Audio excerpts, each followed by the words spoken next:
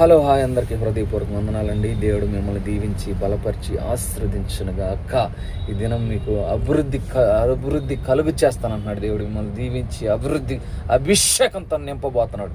అభిషేకం ఒక క్రొత్త నైటింగ్తో నింపునుగాక దేవుడు మిమ్మల్ని. అలాగే ఈరోజు వాగ్దానం చూసినట్లయితే మరి గలతీయులు రాసిన 5వ అధ్యాయము మరి 1వ వచనం చూసినట్లయితే, క్రీస్తు మనలను స్వాతంత్రములుగా చేసి ఉన్నాడు కాబట్టి మీరు స్థిరముగా నిలిచి మరలా దాసిముల కాడు కింద చిక్కుకొనకుడి. మరి క్రీస్తు మరి దేవుడు మనల్ని స్వాతంత్రములుగా చేసి ఉన్నాడు కాబట్టి మీరు స్థిరముగా నిలిచి ఉండండి. క్రీస్తులో మీరు స్థిరముగా నిలిచి ఉండండి. మళ్ళీ దాస్యము క్రింద చిక్కుకొనకుండా క్రీస్తులో దేవుడు మిమ్మల్ని మనలందరినీ స్వాతంత్రంగా చేసి ఉన్నాడు. మరి క్రీస్తులో నిలిచి ఉండండి. దేవుడు మిమ్మల్ని నిలబెట్టునుగాక. దేవుడు మిమ్మల్ని దీవించునుగాక. దేవుడు మిమ్మల్ని ఆశీర్వదించి బలపరచునుగాక. మీరు సమృద్ధి మేలులతో నింపబడి దీవించి బలపరచు దేవుని చేత బలం పొందుదురుగాక. దేవుడు ఆశీర్వాదం మీ మీద ఉండునుగాక.